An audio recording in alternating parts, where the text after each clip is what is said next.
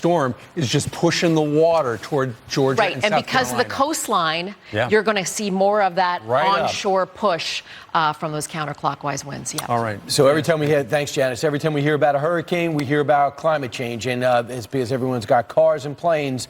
That's what's causing all this. And guess who weighed in? Okay, time's up. Alexandra Ocasio-Cortez. That's right. Yesterday, she retweeted. You've seen some of the video of the devastation in the Bahamas. And she retweeted about a minute's worth of video and then attached this to it. She said, this is what climate change looks like. It hits vulnerable communities first. I can already hear climate deniers screeching. It's always been like this. You're dim, etc. No, this is about science and leadership.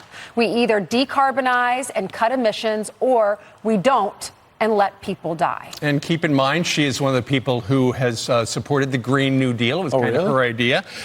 Who helped her with that? On the Senate side, Bernie Sanders, who yesterday tweeted out this regarding what's going on. The fossil fuel industry is now the equivalent of the tobacco industry. It creates death and destruction, then spends billions denying its responsibility. Let's be clear. Hurricane Dorian has everything to do with climate change, which is the existential crisis of our time. Okay, hurricanes have been happening since the beginning of the atmosphere. According to Janice Dean, she says that this is caused by an area of low pressure.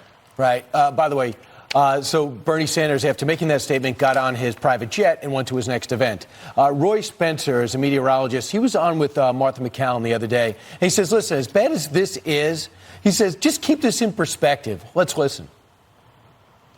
We don't have it. Let me read it to you. He says there are all kinds of stats out there. The one that is looking, let's look long term. It's called climate. Since 1900, of all the hurricanes that have hit Florida, there has been no long-term trend in either their intensity or in the number of major hurricanes that have hit Florida. So what Bernie Sanders and AOC are doing is telling everybody who is pumping oil for a living, who is transporting gas for a living, who is working in the natural gas or oil industry, you're the problem. You're the nicotine in today's society. Thanks. It's real nice. Knowing that it's actually fueling, pun intended, our entire economy.